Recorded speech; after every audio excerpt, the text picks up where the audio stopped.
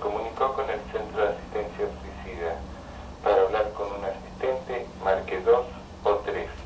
Para repetir este mensaje, marque 8. Para salir, marque 9. Gracias.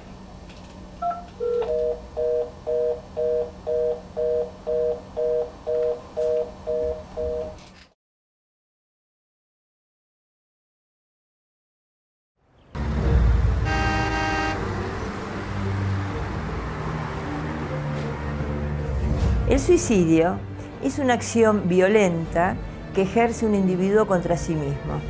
El objetivo del suicidio es quitarse la vida. El sufrimiento psíquico es tan fuerte y tan intenso que el ser humano encuentra, o ese individuo encuentra en el suicidio una liberación. El brote psicótico es un momento muy agudo de crisis en donde el sujeto pierde su relación con la realidad. Yo tengo un brote psicótico. Un brote psicótico es cuando una persona deja de percibir la realidad tal cual es. O sea, tiene una imagen, una visión del mundo fantasiosa. Está como metido en una idea, está ebrio de locura. Bajo determinadas situaciones altamente estresantes, tal vez cualquiera de nosotros puede tener un brote psicótico. Durkheim clasifica los suicidios en 3 tipos.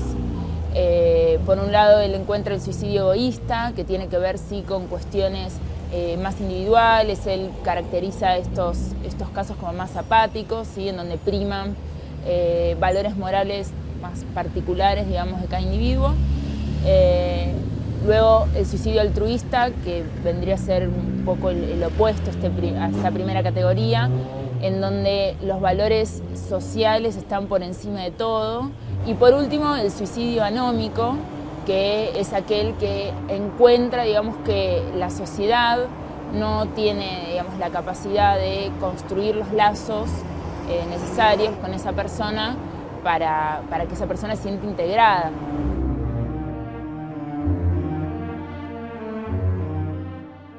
Éramos chicos, teníamos 14, 15 años.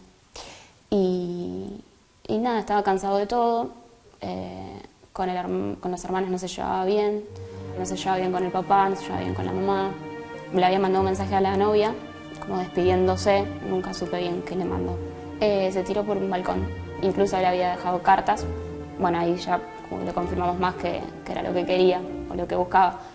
El suicidio en general está asociado a la patología. Pero también es cierto que en muchas situaciones se ha convertido el suicidio en un acto de suma libertad. Yo no veía la muerte como si no iría hacia ese lugar malo. Entonces era el fin del sufrimiento. Y yo como amaba tanto con la persona con la que había terminado recientemente, yo no podía protegerla más porque me iba a ir.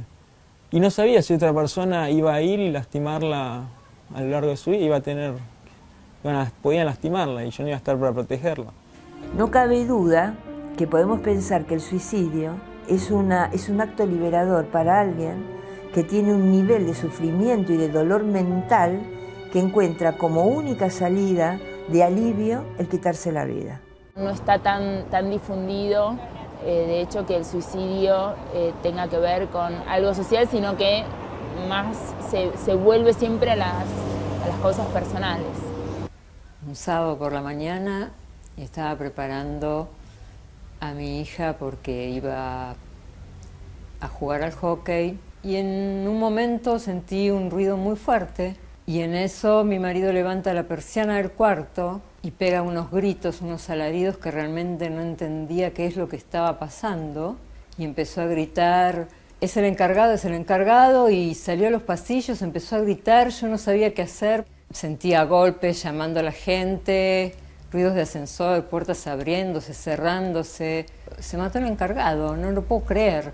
Se volcó él y chocó contra nuestra persiana y ese fue el ruido espantoso que sentimos, o no sé si también otro ruido habrá sido cuando cayó el cuerpo en el piso. Nos llevamos a pensar de que realmente era un hombre tan activo que creo que no iba a poder soportar su inactividad y bueno, no sé, algo se le cruzó y que lo hizo llevar a esa determinación.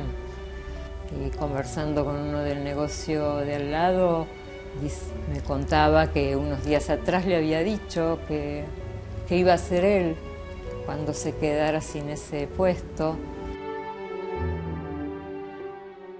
Me diagnosticaron un trastorno obsesivo compulsivo, conocido como TOC. Eso fue uno de los desencadenantes,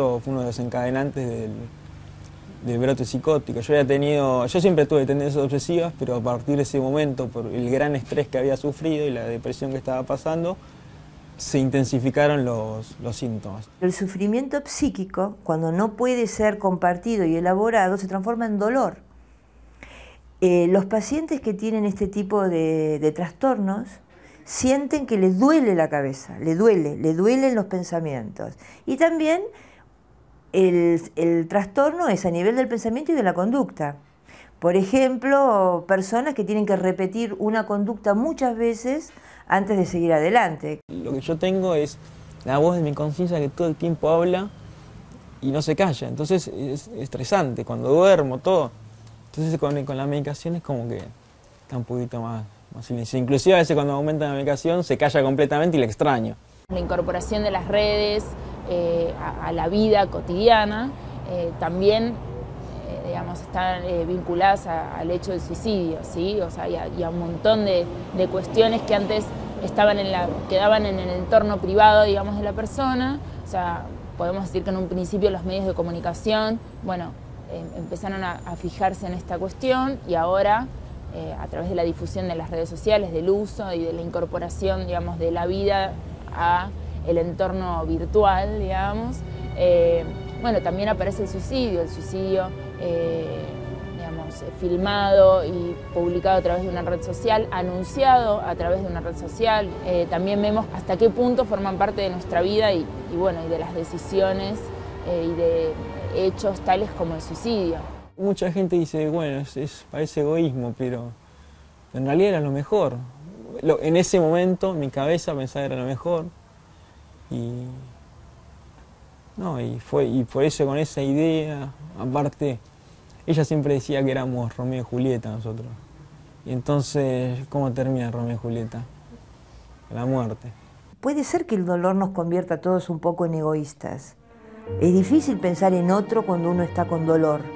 Ahora, que los efectos de estas conductas dejan muy mal a los que quedan vivos, y sí, esto es una realidad y se constata.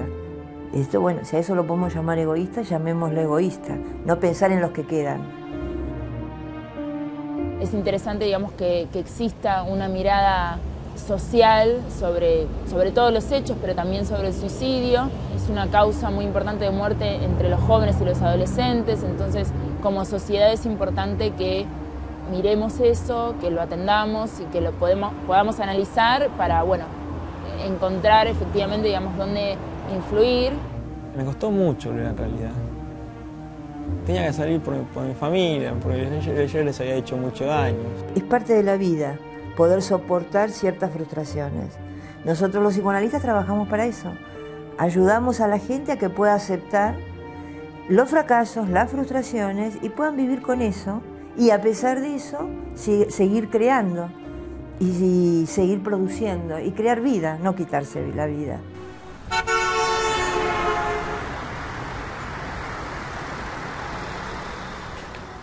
Antes pensaba que era todo pasado una sola vez y ahora no, la vida es muy larga. La vida está llena de oportunidades.